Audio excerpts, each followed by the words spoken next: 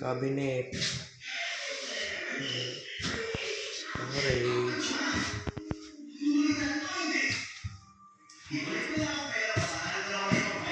Wala pa yan guys.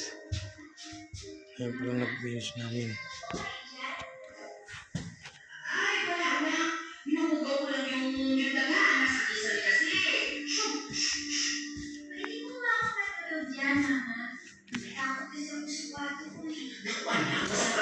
Dito, may mumu. Oo. Tapos yung yung daga.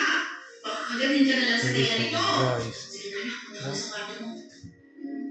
Second floor. Dito na tayo sa first floor guys. Edad 8 pa lamang ako ay mulat ako sa ganitong klaseng kabuhayan ng aking ina. Oo, binuhay niya ako sa pagbebenta niya ng laman. Hindi raw kasi siya nakapagtapos ng pag-aaral at walang gustong tumangkap sa kanya sa trabaho, kaya nagtitira lang siya sa madali at kaya akong buhayin.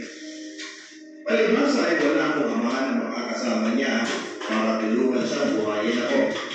Ba? Minsan ay hindi namin Hi ka sa vlog. sino ba si Papa. Lagi na lang siya nag-iiba na usapan kapag napupunta na kami kay Papa. Pero pakita ko, sa ibang kamag-anak namin ay nabuntis daw si Mama ng isang security guard na kapitbahay niya dati. At nung malaman na buntis nito, Stoller na agad tayo ang marmar. tumakbo. Ba, naik ka sa vlog. Kaming dalaw na lang ang nasa mundo namin ngayon. Si Papa na ang naging ama at ina ko. Oxy na. Hindi ko man maunawa ng loko sa trabaho niya noong bata pa lamang ako. Para sa akin ay wala na itong problema. Okay na. Kasi sa tuwing may darating na lalaki sa aming maliit na bahay, Tingin nga, bago. ang bili ng ulam namin sa karinderya, o hindi naman kaya ang bili ng tutubog na lapis na ginagamit ko sa aking pag-aaral. Siguro ay ayos na nito para sa akin nung bata